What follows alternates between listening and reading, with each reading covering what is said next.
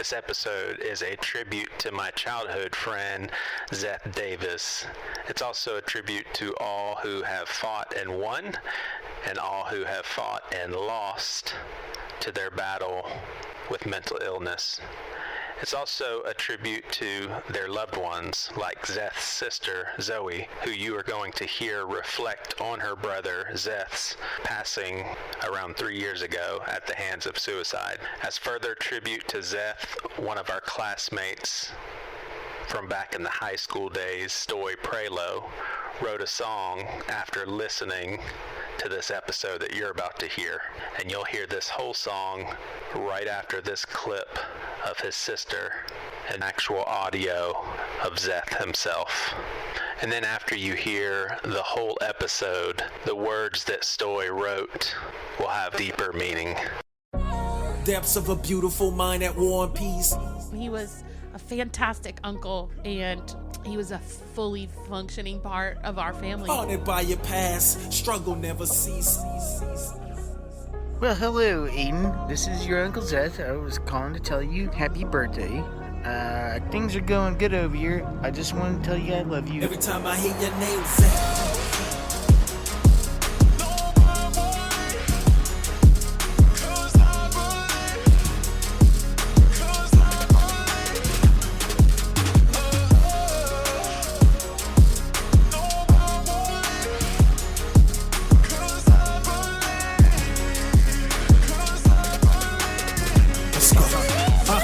Through the stages of grief, hard to elude pain. Your loss comes up every time I hear your name. Depths of a beautiful mind at war and peace. Haunted by your past, struggle never cease. Separation from your sister made it awful hard. Now a broken heart was forced to make a start. The battle with strife is just a part of life. As you face those demons trying to make them right. Vicious cycle, back and forth. Connections vital, just to stay the course. So I stay connected to our vivid memories. Holding on the clovers, the ones with 4 leaves.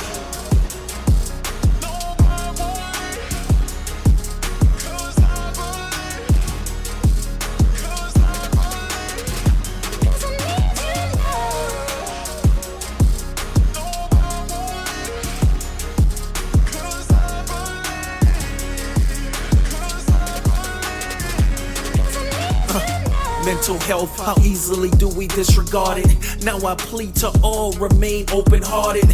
While many are screaming and drowning in their silence, we need you now.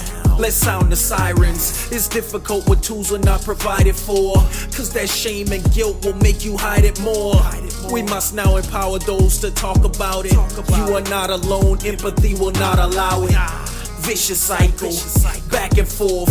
Connections vital, just to stay the course. So I stay connected to our vivid memories. Holding on the clovers, the one with 4 leaves.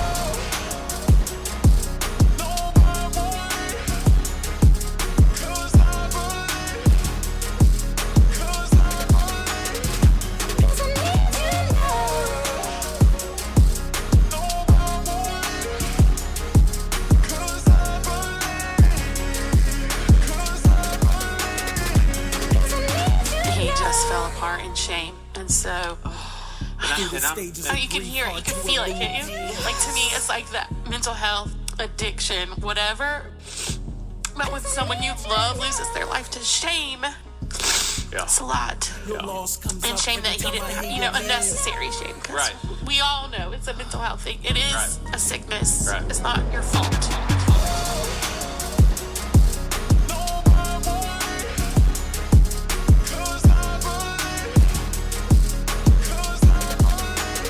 Every time I hear your name, Zeth.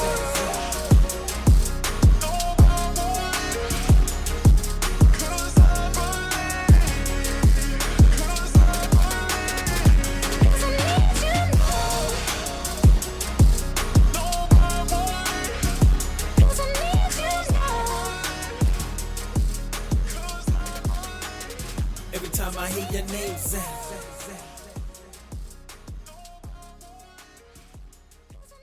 No, so we actually, Zoe, we had a conversation with a Christian guy, and he's really big into Dungeons and Dragons. And so I really wanted to hear, because I was raised that's you stay away from that. And I don't have any context because my parents didn't let me play with it, and I never learned what Dungeons and Dragons I have are. one Dungeons and Dragons story. Yeah, let's hear it. But all of my friends in high school were nerdy boys. Yeah. And the one time they let me come to the game, I just was wearing whatever I was wearing, which was a skirt.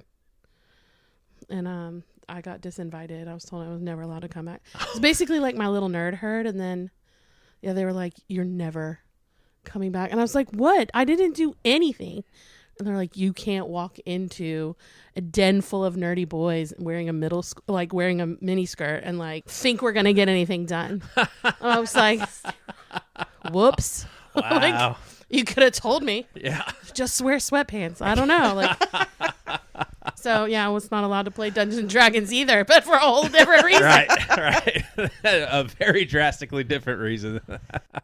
All right. Well, welcome to Pastor with No Answers, here with a familiar voice you guys know, Amy Alderman, but we're also, I don't know your last name. It used to be Zoe Davis. Yeah. My last name now is Roff. Roff, Yeah. with an F. Yeah, 2 Fs. And the last time that I have spent any sort of quality time with you whatsoever would have been 1991 when we were in German 1 together. And I remember you were very happy and cheery. I don't know. Did you smoke weed at that age? Like, No, I was absolutely avoidant. right. Didn't do any of No, that stuff. So you just were naturally very happy and like bubbly happy. That connects. Yeah, it does. That tracks. Yeah. So, I'm just going to throw a bunch of names out there. Do y'all know who Richard Tassin is? Yep. So on Facebook, he posted a picture of Zeth Davis, and I'm not sure if I have ever seen a picture of Zeth as an older guy. Like, I don't know how old he was in that picture, but it really messed with me and kind of stirred my heart, and I was just like, it's Mental Health Awareness May. Addiction is a son of a bitch. It's ruthless, and it takes people out. And that picture, I was just like, I'm just going to reach out to Zoe. Zoe, you have to remember me. I mean, who forgets Svendsen, And I just said, hey, would you be interested in coming on and talking about Zeth and tribute to him as someone who didn't win the fight here on this earth, and, talk about mental health. And I'd like to hear, y'all's background. I just don't know y'all's story. But before we get into stuff that's probably going to make us all cry, especially you, but I'm already getting a little choked up. So ask Amy. I've got a crazy memory. I remember the craziest stuff. So, I'm going to tell you things about your brother that you're going to be like, I would have never known. Yeah, but, you could probably, my memory is so bad, and it may be like, that kind of thing where that's how you cope. But you probably tell me things about me that I don't remember, so that's fine. It's fair. Like, honestly did not remember we were in German 1 together, but it was 1991, and I know I knew you from high school, so it was. Yep. I think it could have been Miss Holling. Did y'all go through Fort Johnson Middle? All right. So I have like a killer Donald Duck voice. It's 100%. Well, I had developed it like in the 5th grade. So by the time I was in 7th grade, I think it was 7th grade, I had it pretty dialed in, and Zeth just thought it was amazing. I mean, he lit up every time. And so he called me Ducky. And so for the rest of the year, I was Ducky. But what I thought was so funny, I promise you, I remember these things. There's just like these random memories that I have very clear. Well, he said, well, I got to have my animal. He's like, I'm Turtle. And then for the rest of the year, every time I would talk in Donald Duck, he would just clank his teeth. Like he was a turtle. So I remember I have a picture of me, Zeth, and a guy named Richard Bridgman all in the shallow end of the pool because at Boy Scout camp, none of us were strong enough swimmers. Oh, that's sad. And then here's what's crazy.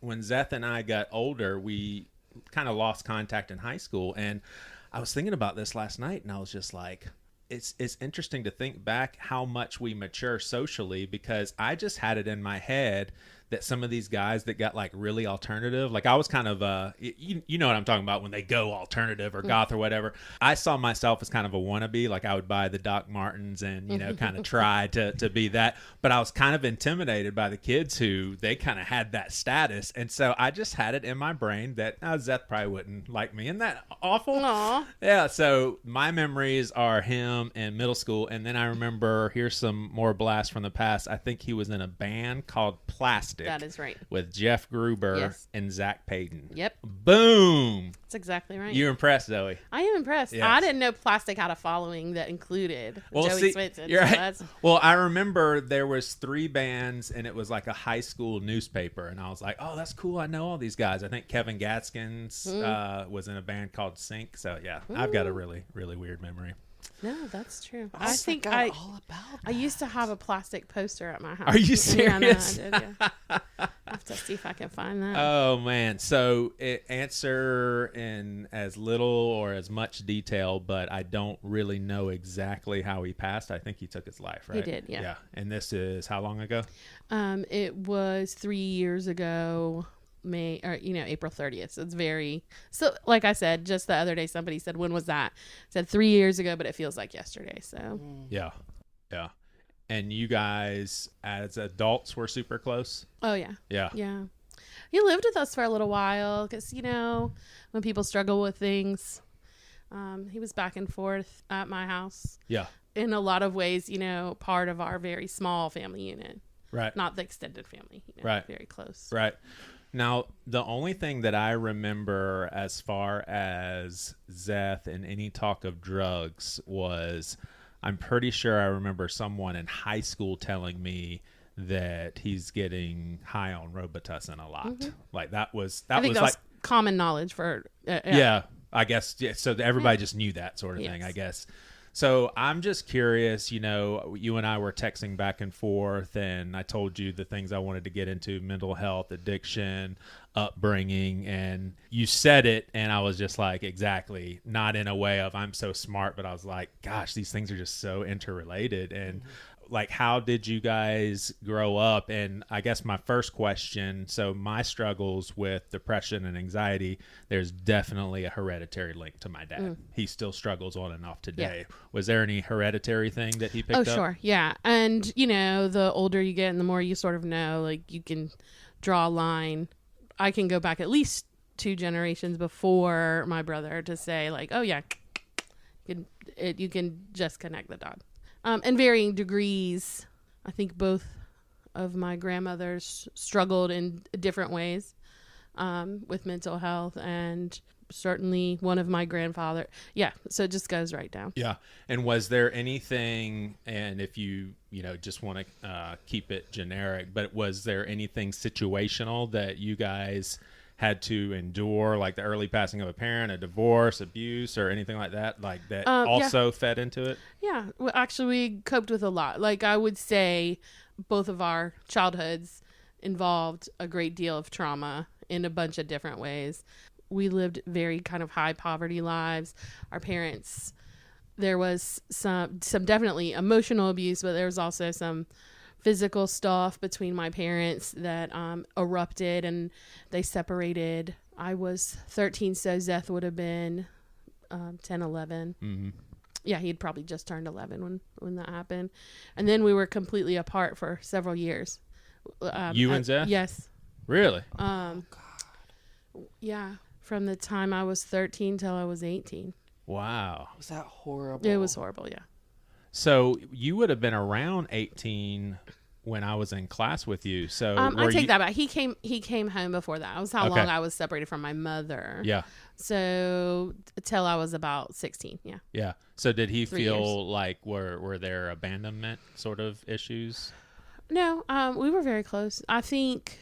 So you may or may not know this, but I think there are some mental health concerns that you never notice until teen years. Yeah. So like puberty comes on, and then these things start happening. Like it was already there. It was like a Yes, there was sleeping stuff, monster sort right, of yeah. thing. Yeah. And so that happened for him. And there, like, I don't know for sure, but there was, I think, some additional trauma that occurred during that time when we were separated. Yeah. But that's always been fuzzy and unclear, so I can't really speak on it. So did he ever, because I mean, mental health now, everybody has access to stuff, and back then it was a little bit different. Like, had he acquired any sort of diagnosis of what his mental illness was? I don't think he first had a diagnosis until he was probably 19 or 20, and not in a state where he could get an accurate diagnosis. So the first diagnosis was schizoaffective disorder, which is a blend of schizophrenia and bipolar disorder. And I don't know that that's accurate. Again, you did hear accurately, he was self-medicating at that time with Robitussin, and so which causes hallucinations. Some of those symptoms overlap with what he was doing to his body. Yeah, so it's almost like he was fueling the mental. Did you? So Zoe remarked on how it was just kind of common knowledge. I don't even know how. Well, I know you know who Zeth was because I texted you that. But did you have common knowledge of his battles with Robitussin? Yeah, there were. I mean, you kind of knew there were like, groups of kids, and you knew those kids do this and those, like stereotypical, I know what these kids do, I know what these kids do, I know what those kids kind of do. And I mean, you knew like what the circles people were in. And I mean, I knew like Richard Tassin and those type people, like they typically were, I always thought, like the kindest people, the most misunderstood people, and the quickest judged people. And that always bothered me. And we're talking like everybody knows what we mean when we say the alternative crowd. Yeah. Like the guys that dress different and the guys who I was trying to be. Yeah. Looked cool. Yeah. Yeah. Yeah. I mean, high school is awful anyway, so people were judgy, but I mean. You're making a real interesting point, because today, I mean, for us, it seems like yesterday. It's a long time ago. Now, it seems like every form of every group of people, it seems as they're more accepted, especially that crowd. Yeah. Like that crowd is lauded now. I mean, I would imagine, nobody sees any sort of classes. At least I hope not. I think it's different. I think it depends on the school you're in. Okay. It definitely. Okay. Because I think like the school we were talking about earlier were artsy. And so like, I feel like alternative type of people are like embraced, and it's encouraged to like be free and to, that kind of thing. But where Audrey goes to school, my daughter, she goes to school at James Island where we went, and it's still very like, ew, like that kid's this, or that kid's emo, or that kid wears a dog chain, or whatever. And even weirder, like they'll be like, those are furries, like that's a whole nother level. So like being a teacher in a middle school that also has a high school, I can tell you like a lot of that stuff still happens. The whispers and the judginess, you wish it didn't, but it does. So I try to be a space that says, just because it looks a certain way doesn't mean it's a certain way. Yeah. But circling back to Zeth, that misunderstanding part is, I think it touches on something, because, and you might remember this from middle school, but he's really smart. Oh gosh, yeah. Like I feel like I'm smart. My brother was brilliant. And every single one of his teachers said that to me. Let a middle school teacher from James Island, from Fort Johnson, say, like I met her in the grocery store, and I said, "Oh, you're my brother's teacher. He loved you." And she said, "Your brother is the smartest person I ever taught." Wow. Yeah.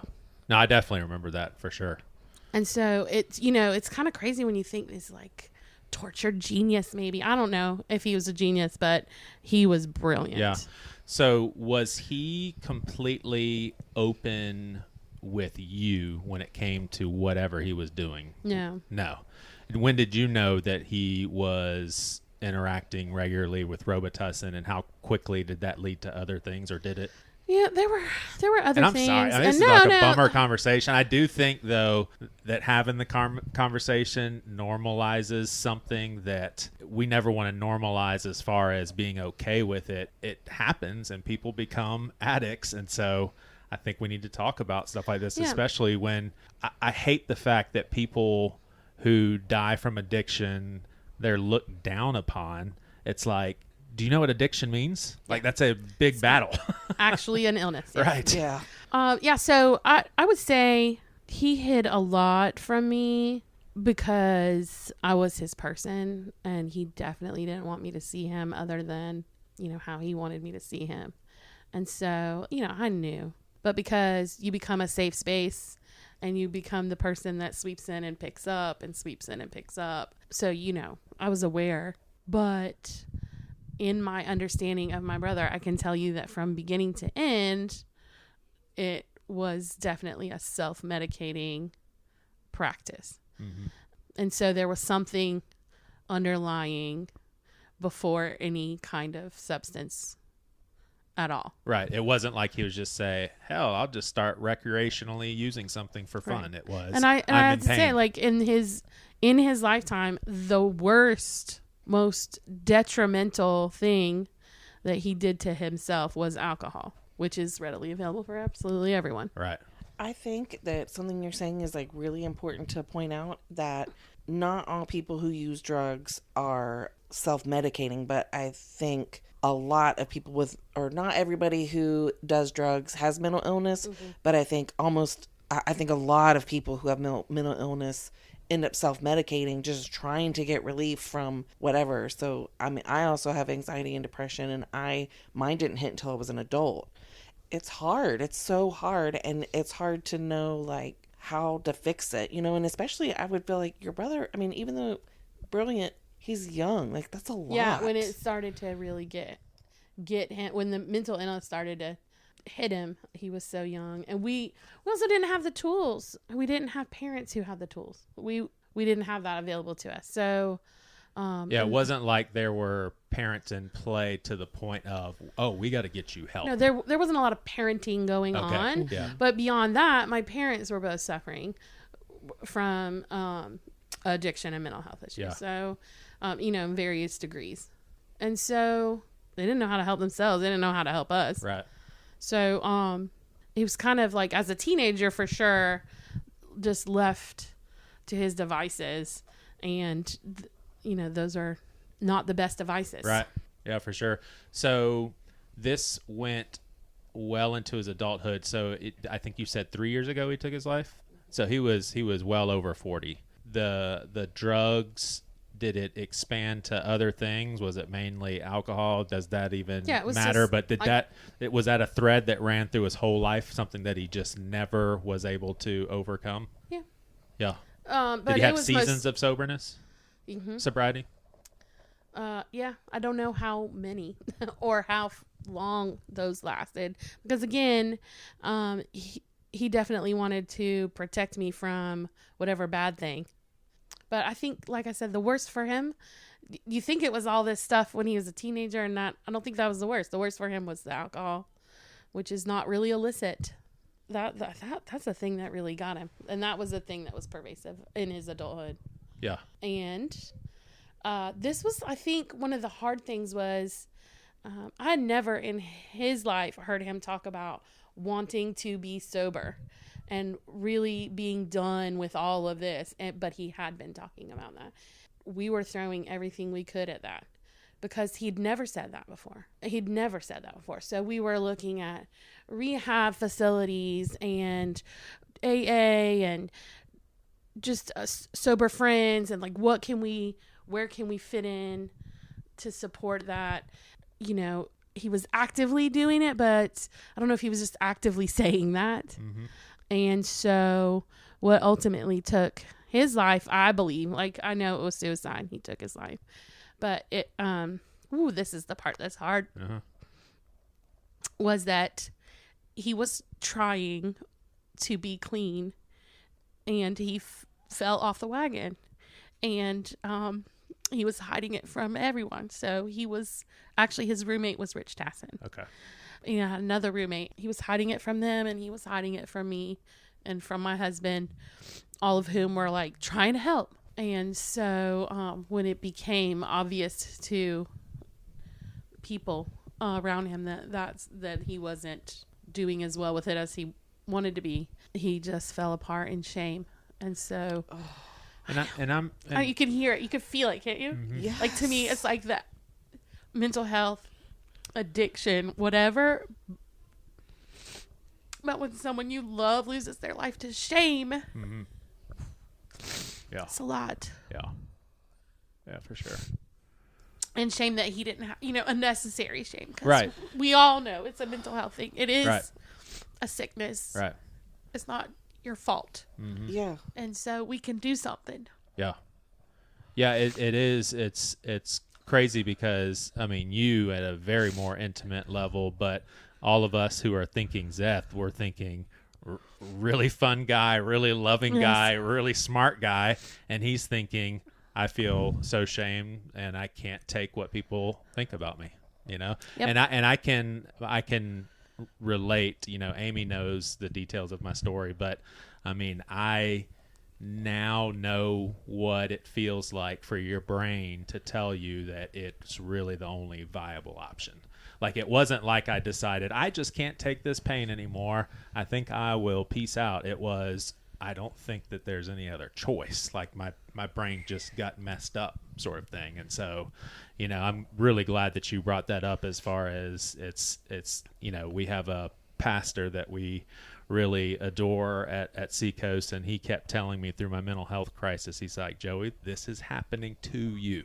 It's kind of like you don't need to feel shame. You don't need to feel more than what you're feeling. Enough pain right now. Don't bring on all this other stuff. This is happening to you. So were there times when you just, I guess, lost it with him and just like, Zeth, I love you so much, you've got to stop? Like, there's just so many years of a sister that loves her little brother, and he won't stop destroying his life, and you love him so much and you don't want him to. Yeah, so there was periods, and it was all of us. So everybody wanted him to be better, and everybody got so frustrated. I mean, cursing mad, frustrated with him at different points. On the other hand, there were times when he was a fantastic uncle, and, a partner to my husband, and whatever, like, we're going to fix this around the house, or we have to handle this other thing. Like, I know I do all the time, but my husband still to this day says, we need to fix this light fixture, or we need to change something. And, it hits him. Zeth would have been my left hand or my right hand on this job. The two of us would have solved this problem together. He was a fully functioning part of our family, and an important part in a lot of ways. So, yeah, this time I was not angry. And I can't imagine being angry at him for sort of the falling off the wagon thing. And I'm sorry, I'm probably the dummy in this room. What exactly does that mean, falling off the wagon? Like falling back into like a relapse? Yeah. Okay. That's what I thought. Sorry, that's my no, that's Gen X terminology. No, well, I'm Gen X too. I'm just dumb, I guess, because I knew it meant something a lot. I didn't know if you were raised in a happy, healthy ham family. Was suicide something that you were always worried about through this struggle, or that's not something? Not ever. Yeah. So I mean, maybe here and there, but not. So, and you may know this in dealing with, like, I know you've done a lot of work around mental health, and we have a friend who actually wrote a book about suicide prevention, and the more people you personally know who take their lives, the chance that you might do that goes up. Oh. And I don't know those numbers, but it's proximity. And so Zeth had friends who took their lives. After him? No, before. We had 2 back-to-back junior and senior year that I would imagine Zeth knew. So that's possible. Yeah. I'm just talking like in the last 10 years. Yeah, gotcha. Like more than 2. Yeah. He was devastated.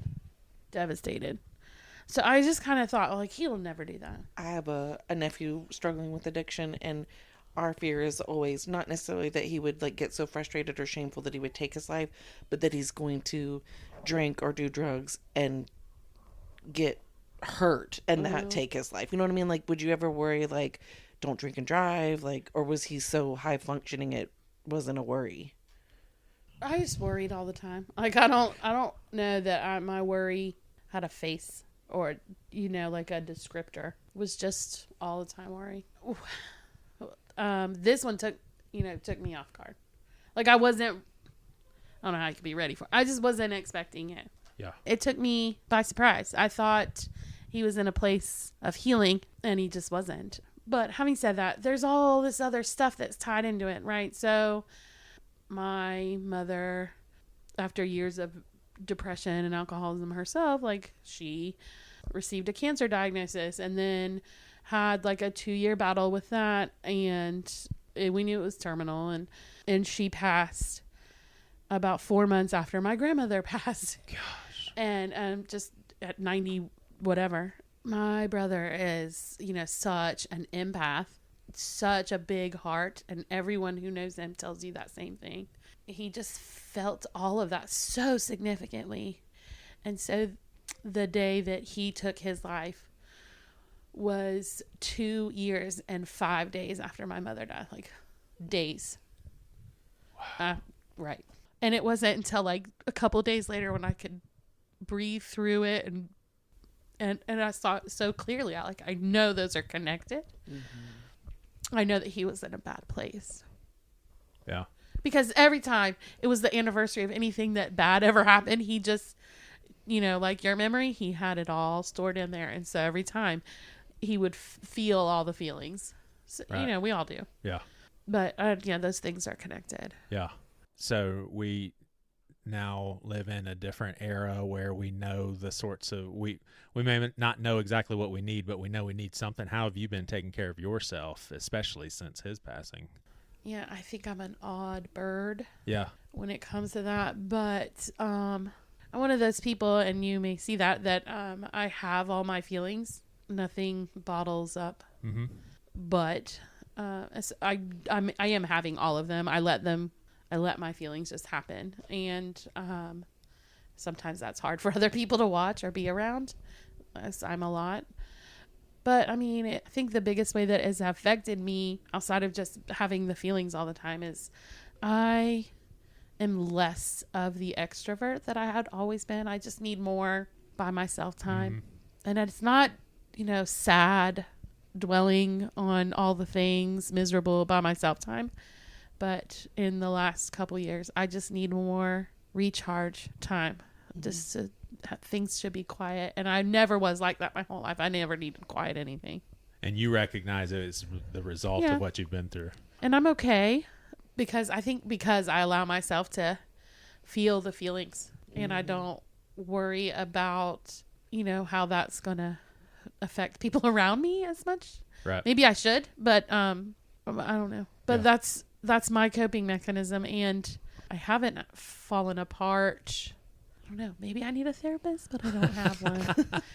I just don't know what I would talk about. Because I have all the feelings. It's not like I'm bottling it up and, oh my gosh, this is coming down the pike. Right. It sounds like you're self-aware. Like it doesn't feel like, oh, Zoe, you really need to see somebody you really tomorrow. Need to open up. I can tell you're hiding. How do you process, and it may not even be something that you think about, but do you think to yourself, I lucked out because I didn't get the addiction or mental health issues as much, or you were stronger than your mom and your brother? Like, how do you see yourself as like a survivor? Like I definitely see myself as a survivor because I had all, up until that part where we were separated, we had all the same trauma, which, there was a lot. And then, just growing up in extreme poverty with two parents who suffer from a myriad of things, and we didn't have a sweet, quiet household. It didn't feel safe and cozy. So all of that, I definitely feel like I survived all of that, but I don't feel like I'm stronger than any of those people. I feel like I am blessed or lucky. Those things don't sit on my spirit the way they sit on my family spirit. I dodged a bullet. Mm-hmm. I don't know how. Yeah. I don't know what makes me different. I don't know. But then to me that says it's chemical. It's not something that I did to protect myself. It's just my brain wasn't wired that way, and theirs are. Mm-hmm. And so it's a reminder too that like it's freaking luck of the draw. Like, there's no room for judgment, I feel like, with someone who has mental illness, because it could be anybody. at any time. Like, no, and as a parent, like, I'm definitely hyper aware that I have this lineage. Right. And so, I mean, I worry about that. Oh, what do you have? I should have told you beforehand. Do you have a couple of favorite Zeth stories? Oh my gosh. I should have come with a laundry list of stories. But if you knew my brother in high school or beyond, you would know, like, he's the sweetest, most loving, genuine, would literally give you his shirt off of his back. And I believe he probably has done that several times. If he had money, he would spend it on everyone else until he didn't have money. Right. Like, at all. He just generously loved to the exclusion of his own needs. If there was a patch of clover, y'all, we would just have to stop what we were doing because he was going to go finding a 4-leaf clover. And I can't tell you how many people have literally told me, oh, I met your brother, just like 5 years ago because we pulled up to our apartment and he was just sitting in the front yard looking at the clovers. did he save them or anything? Yeah. Oh my gosh. Want to come find a clover with me? Like, he found one, he'd give it to you. To anyone. Like, do you want this 4-leaf clover? That's cool though. So we have a wide range, wide makeup. There's about 10 of us that host these shows. One of them is an atheist. We've got people with kind of wacky Christian beliefs, some that are a little more conservative. Where would you be at when it comes specifically to, do you have expectations of seeing Zeth again? Mm-hmm. So that's something that brings comfort. Like, you are going, like just out of curiosity, I would think it'd be really fun to ask, what do you believe about the afterlife? He's waiting right now. Like, he's having fun. He's free. I mean, he's definitely free. So, Yeah. like, that part, probably the only comfort, really. Just I know that he's not in pain. Mm-hmm. I mean, my faith journey has been a weird one. Yeah, mine too. And yeah, you don't have to pinpoint that. It's a belief that you're going to see him again. Yeah, it's that. I know, and I know that he's free from his chains. So that's good. Yeah. Mm-hmm. Well, like a tribute to humanity, the beautiful person that you are and what you have overcome and what you have been through. Tribute for sure to Zeth Davis. Everything that you said just completely rings a bell. I just a reminder to everyone that addiction is a ruthless thing that does not take any mercy, and some people are not able to overcome. It's not a matter of strength, how strong of a person you are. It's a matter of how sick your brain is becoming, because I'm a pretty strong person, but if my brain is messing up, then the brain is the one that brings in everything. It's the control system. So I appreciate you coming on here and sharing some of your brother and your story as well. Thank you for highlighting who he was. Yep. Appreciate it. For sure.